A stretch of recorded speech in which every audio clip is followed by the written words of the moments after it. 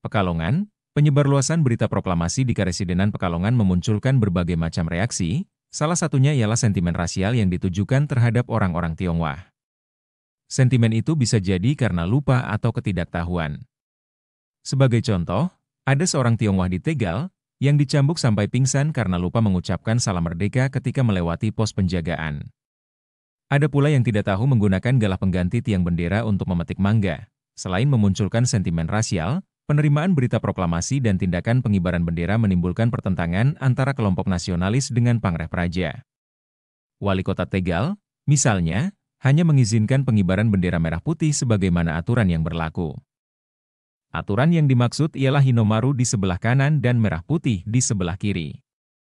Kadang-kadang, Pangreh Praja melarang pengibaran kedua bendera tersebut. Ketidakpastian tentang pengibaran bendera itu menyulut kebingungan dan kemarahan kelompok nasionalis di Tegal. Mereka menuntut penjelasan wali kota.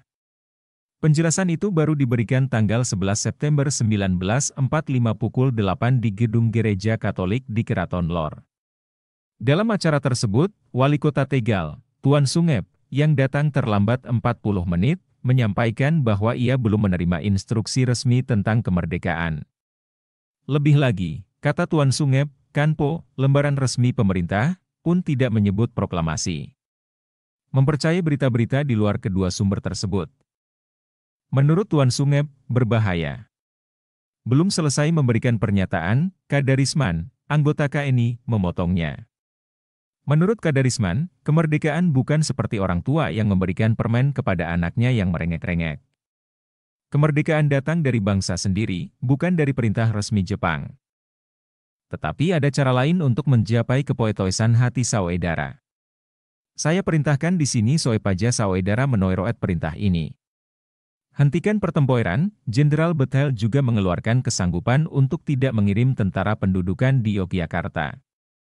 Sehubungan dengan itu, pada tanggal 4 November 1945 KNI Daerah Yogyakarta atas nama Sri Sultan Hamengkubuwono IX mengirimkan telegram berisi ucapan terima kasih atas keputusan tersebut.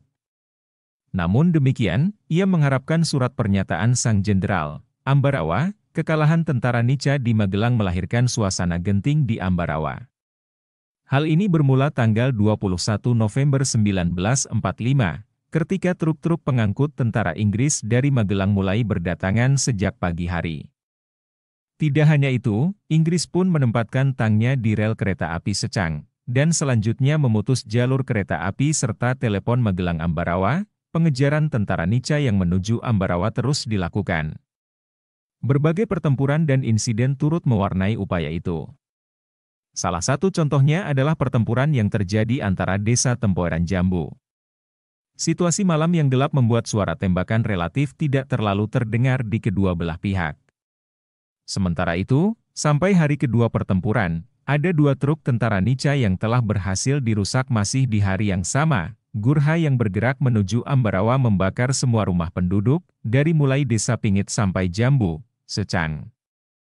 Sementara di Desa Bedana, mereka menyembelih seorang lurah, beserta dengan istri, anak-anaknya, serta seorang carik. Hari berikutnya, tentara Gurha melakukan pembakaran, penyembelihan, dan membebaskan tawanan Jepang di Normal School Ambarawa. Situasi ini mendorong pejuang Indonesia untuk semakin maju dan menghentikan tindakan-tindakan tersebut, sebagaimana dilakukan pasukan gabungan TKR Jogja, Purwokerto, Sumpiyuh, Gombong, Kebumen, Cilacap, dan Muntilan tanggal 24 November pukul 12. Pertempuran itu berhasil mendesak musuh sampai ke perbatasan Kedu Semarang, sisanya berhasil didesak sehingga terkumpul menjadi satu di pusat kota Ambarawa. Masih terkait pertempuran Ambarawa, sekitar 200 narapidana rumah tahanan Ambarawa pun dibebaskan untuk membantu pasukan Indonesia. Narapidana yang sudah terampil menggunakan senjata api langsung diterima menjadi anggota TKR. Perekrutan narapidana untuk membantu pertempuran Ambarawa dilakukan pula di Bedono. Sementara itu, sebanyak 700 tentara Sikh di Ambarawa menyatakan dukungan terhadap perjuangan Indonesia.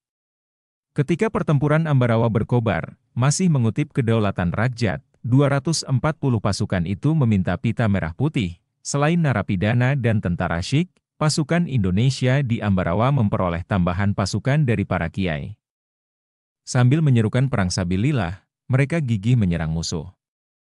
Para kiai dalam Ambarawa relatif sakti. Mereka relatif kebal terhadap senjata api dan mortir musuh. Di samping mengulas keterlibatan para kiai, ada pula keberadaan seorang nyai, dari Tingkir, Salatiga turut bertempur, berbagai pasukan di Ambarawa terus bahu-membahu menyerang pertahanan musuh seperti stasiun kereta api Ambarawa maupun gereja besar Ambarawa. Selain itu, mereka pun menembak pesawat-pesawat musuh yang berusaha mengirim makanan dan senjata untuk pasukan yang telah terdesak di tengah kota.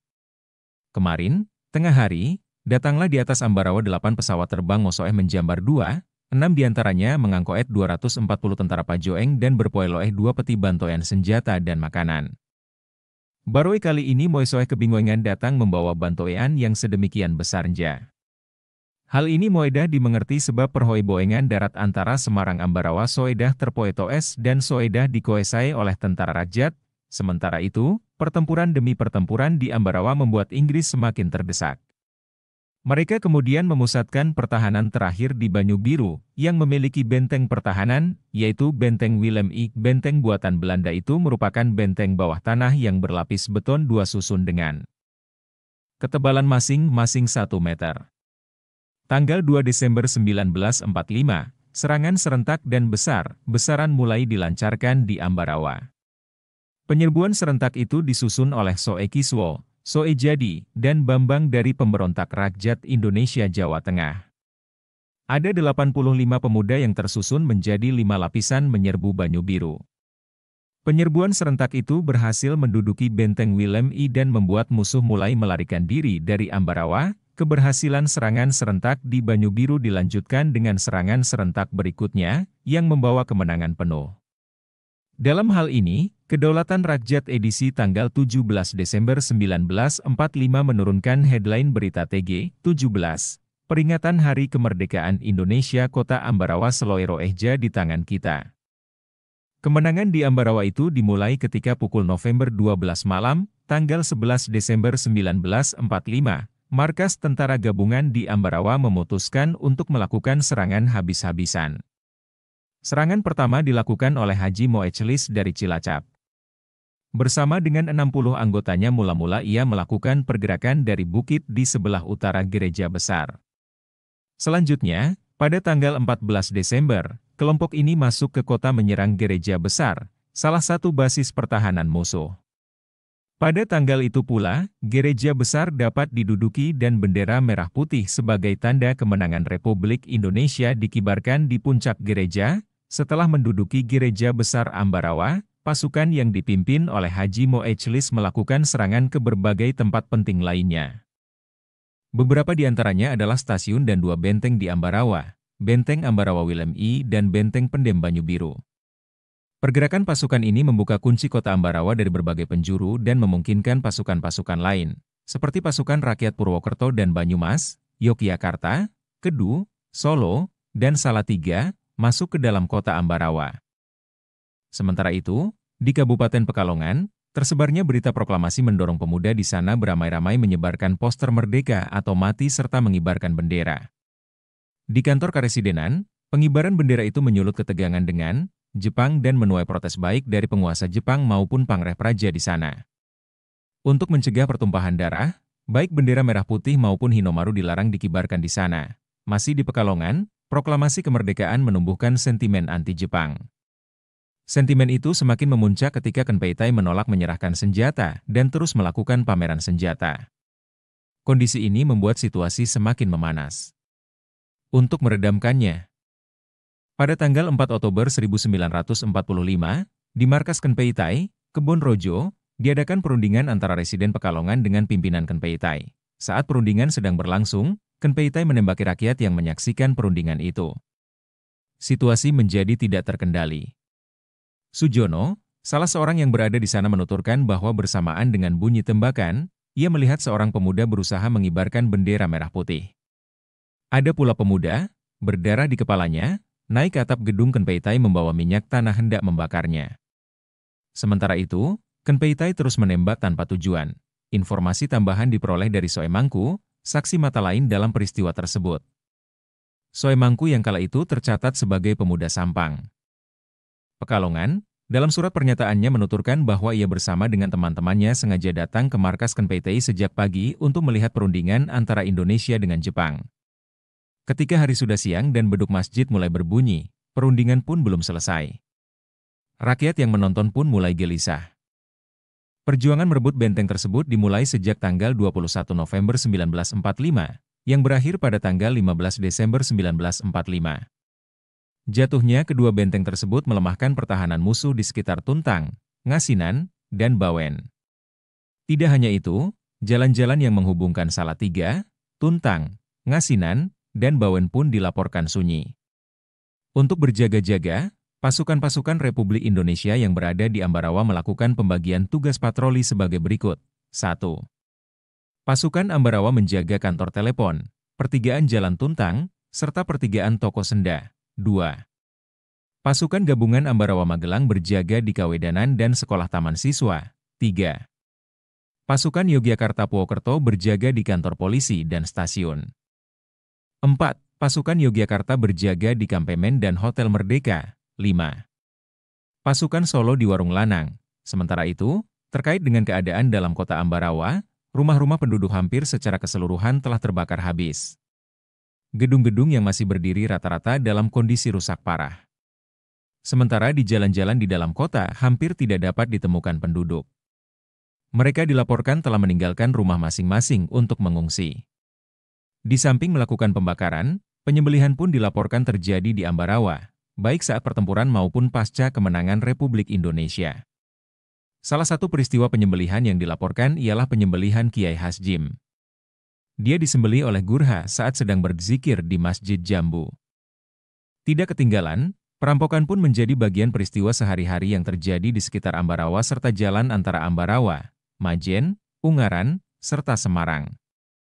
Wartawan Perang Kedaulatan Rakyat yang melihat secara langsung peristiwa tersebut melaporkan hampir setiap hari ia menyaksikan perampokan ayam, kambing, sapi, serta beras. Selengkapnya ia menulis, ayam sedang asyik. Mencari makan ditembaki ayam dan kambing digantung di tank sementara sapi diseret. Masih mengenai pertempuran Ambarawa, pertempuran 24 hari itu menyisakan berbagai potongan cerita menarik. Di antaranya cerita tentang menu makanan yang disediakan oleh dapur umum. Mengutip Surahman Partoharjono dalam Inventaris Sumber Sejarah di Jawa Tengah, 1945 hingga 1965, pasukan yang bertempur mendapat kiriman nasi sehari 2 kali. Nasi itu biasa diterima tengah hari, kira-kira pukul 12, serta lewat tengah malam. Adapun lauknya ialah tahu, tempe, gereh, ikan asin, dan kadang-kadang telur. Di samping nasi, mereka kadang-kadang mendapat kiriman jagung atau singkong. Selain dapur umum, makanan untuk pasukan melawan musuh diperoleh dari sumbangan. Kedaulatan Rakyat 11 Desember 1945 misalnya melaporkan sumbangan makanan berupa 10 besek kerasikan, 65 buah kelapa, 2 besek garam goreng, 2 besek serundeng, 2 besek jenang, serta 2 besek kue putu. Di samping itu, ada pula 1 besek telur, 1 besek sambal kering, 1 truk kelapa, serta 1 kuintal bawang merah. Cerita menarik lainnya datang dari pasukan 8 dan 20. Selama 24 hari pertempuran, kedua pasukan ini terus berjuang tanpa berganti-ganti orang. Pasukan lain yang sama sekali tidak beristirahat dan berganti-ganti anggota adalah pasukan Putri Pemberontak Mataram. Sampai pertempuran usai, pasukan pimpinan Widayati yang beranggotakan 17 orang itu tetap utuh, kisah percintaan juga menjadi bagian dari cerita Ambarawa. Kedaulatan Rakyat tanggal 12 Desember 1945, misalnya, memuat surat cinta seorang pemuda Yogyakarta kepada kekasihnya. Surat yang sudah kena air dan lumpur sehingga nyaris tidak bisa dibaca itu berisi permintaan untuk diizinkan bertempur di Ambarawa, sarehne ing Ambarawa wekto saiki lagi ono pertempuran kang ora ana pedote antar Indonesia lawan Inggris, Nica, Gurca, lan mata dua moe soeh, moelane jen adik lego ati moe mas Arab meloe bertempoer, dari itoe adik setoe jo atau tidak, jika tidak mas jo ega tidak berangkat. Sumber buku sejarah berita proklamasi kemerdekaan Indonesia. Penerbit Direktorat Sejarah dan Nilai Budaya Direktorat Jenderal Kebudayaan Kementerian Pendidikan dan Kebudayaan 2015.